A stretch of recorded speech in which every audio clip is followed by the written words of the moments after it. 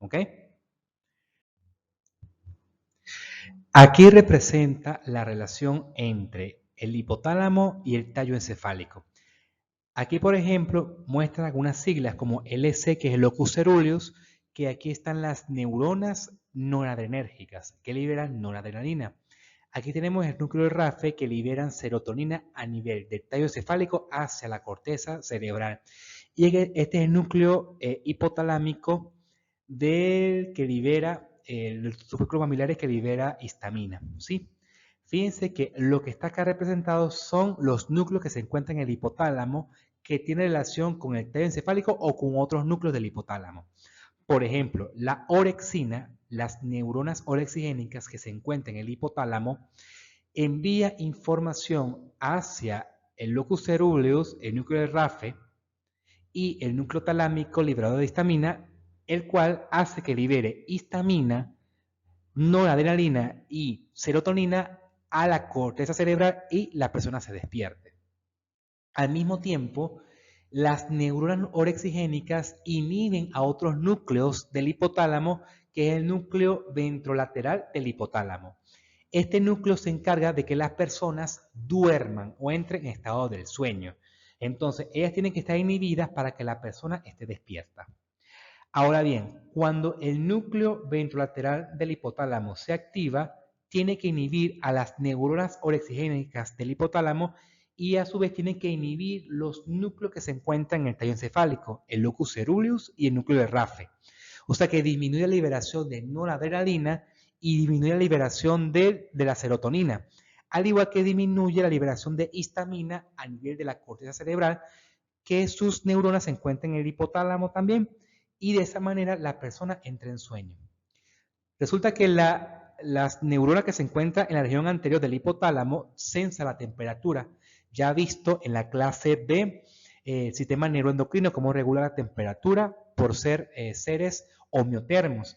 Entonces, por esa razón, ante la presencia de calor, hace que la persona se duerma, ¿sí? Porque se activa el núcleo ventrolateral del hipotálamo y que inhibe a las neuronas orexigénicas y la que se encuentra en el tallo encefálico. Hay que tomar en cuenta muchas cosas. Aquí, la serotonina, la histamina y la noradrenalina mantiene a las personas despiertas. ¿Ok?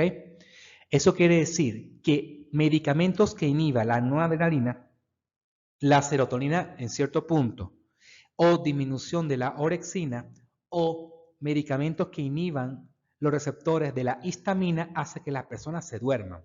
Esa es la razón de por qué ciertos antihistamínicos que son antialérgicos producen sueño, porque la histamina, su función es mantener despierta a la persona. Entonces, si no hay actividad de la histamina, la persona duerme.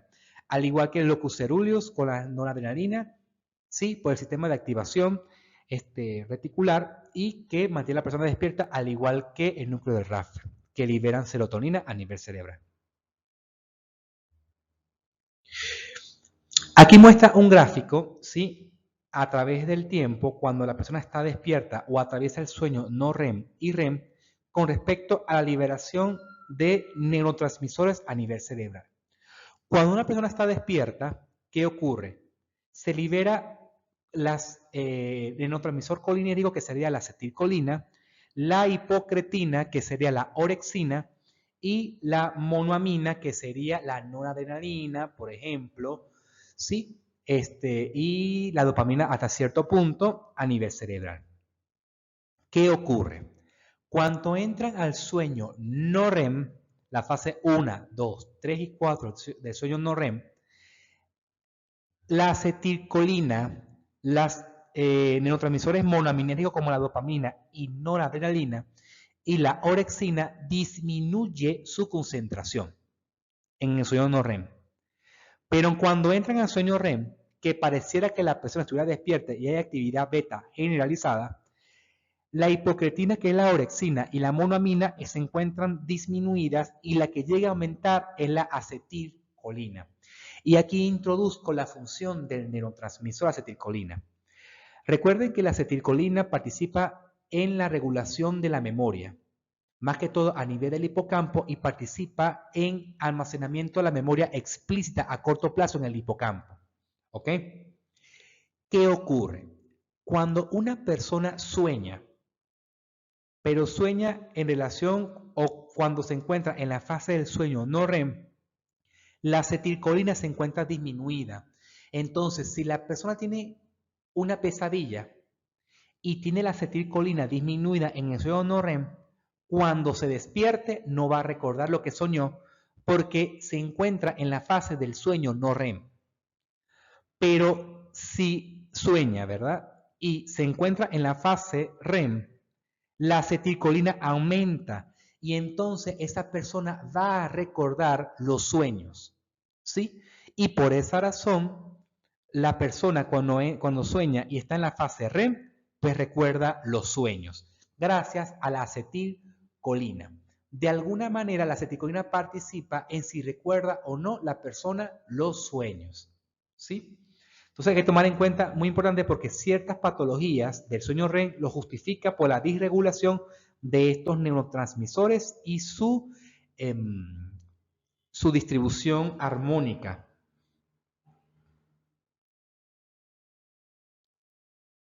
Aquí muestra, sí, que esas son las horas del sueño, que se establecen por horas. La primera hora, la segunda hora, hasta llegar a la séptima hora, llegando a la octava hora, que es lo reglamentario en el sueño normal en promedio, que dura 8 horas.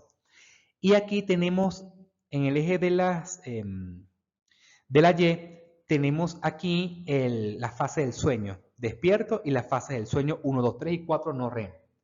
Fíjense que al principio del sueño, en el primer ciclo, la fase del sueño REM dura corto tiempo, dura minutos.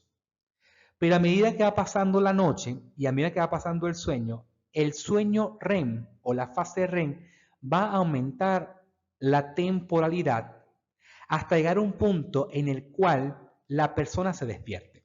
Y aquí introduzco la relación entre cuando una persona recupera su conciencia ante estímulos, bien sea auditivo, si lo llaman por su nombre, visual, ante la luz, táctil, para despertar a la persona. Resulta que la característica para despertar a una persona con facilidad en el sueño REM, la característica es que tiene que durar mucho en el tiempo. Si yo trato de estimular acá al principio en el sueño REM, la persona no va a despertar. ¿Por qué? Porque el sueño REM está durando corto tiempo y apenas salió de la fase 4 del sueño no REM. Pero ¿qué ocurre acá al final de la noche, llegando en la mañana? Que como el sueño o la fase REM está más prolongada, entonces da chance de que al estimular en esta fase a la persona, bien sea por vía auditiva, visual o táctil, la persona se despierte. Y este fenómeno ocurre al final de la noche, principio de la mañana. ¿Ok? Fíjense que en las fases del sueño profundo alcanza al principio de la noche, pero la fase 4, 3, 4 no alcanza al final de la noche. Y por esa razón las personas se despiertan. Ahora bien, entonces el sueño REM, al estimularse del punto de vista de los órganos sentidos, se despierta, va a depender en dónde se encuentre y la durabilidad. Al principio de la noche no, porque la durabilidad es corta del sueño REM, pero al final de la noche, inicio de la mañana sí, porque la durabilidad del REM está mayor. El otro punto es, si al estimular el sueño REM aquí, ante estímulos superficiales como el del auditivo, visual y táctil, se despierta, ¿eso ocurre igual en las fases 3 y 4 del sueño no REM? No. Porque como aquí en las fases 3 y 4 del sueño no REM hay elentecimiento cerebral fisiológico, entonces, ¿qué ocurre? Al estimular en la fase 3 y 4 del sueño no REM mediante estímulos táctiles, a este estímulo visual o auditivo, la persona no se va a despertar con facilidad. Requiere de un estímulo más intenso para poder despertar a la persona en relación al sueño REM o en relación al sueño 1 y 2 del sueño no REM. Por esa razón hay ciertas personas que al estimular no despierta tan fácilmente, porque caen en sueño entre comillas profundo, pero eso es porque está en la fase de sueño del 3 y 4 no REM, que hace que al estímulo sensitivo o sensorial leve no sea suficiente, tienen que estimular un poquito más. Mientras que en la fase REM larga o en la fase 1 y 2 del sueño no REM ante estímulos leves, la persona se despierta. Conclusión, depende de la fase del sueño no REM. Y depende de la durabilidad del sueño REM, hay personas que se despiertan más fáciles que otras, pero en estado fisiológico ocurre de esta manera. Y que si hay una disregulación en durabilidad del sueño no REM o del sueño REM, entonces ocurre patologías o enfermedades. Fíjense que a medida que van pasando en edad, ¿sí? En los niños, llegando al adulto, al anciano, fíjense que el sueño aumenta, no REM y REM. Pero a medida que va pasando en la edad, el sueño REM y el no REM va disminuyendo, pero a expensas del sueño REM. Entonces, la calidad del sueño REM, a medida que va pasando los años, va a disminuir, ¿sí? Y esto es muy importante, ¿por qué? Porque al final de la clase vamos a especificar ciertas funciones del sueño y para qué funciona el sueño o por qué soñamos. Pero parte de la función computacional, ¿sí? Una teoría describe que en la fase de sueño REM sirve para pasar la memoria a corto plazo que ha adquirido durante el día, pasarla a la memoria a largo plazo y consolida mejor la información. Y eso ocurre cuando el sueño alcanza al sueño REM. Fíjense que la fase REM puede ser modificada básicamente por ciertas sustancias. Por ejemplo, la benzodiazepina, que es el alprazolam que lo utilizan para, entre comillas, descansar o dormir.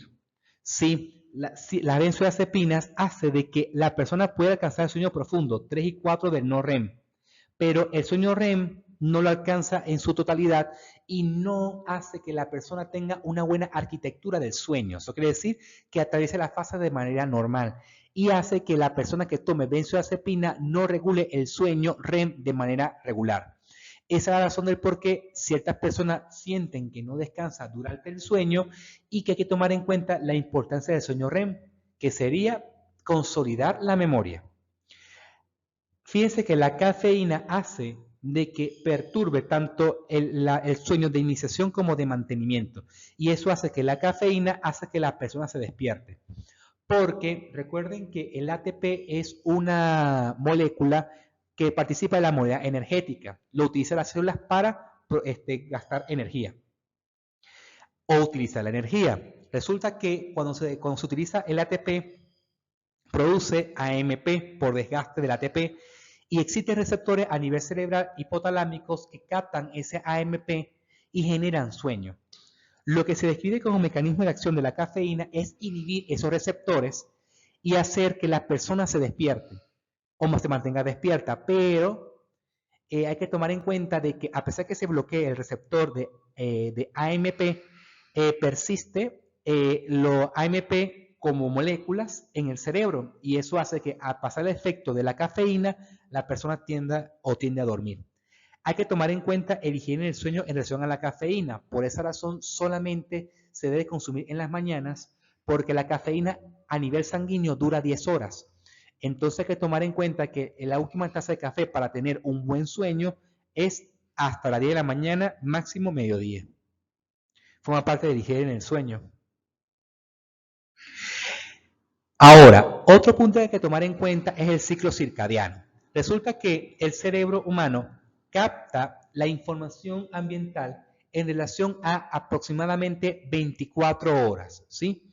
Que hay ciertas hormonas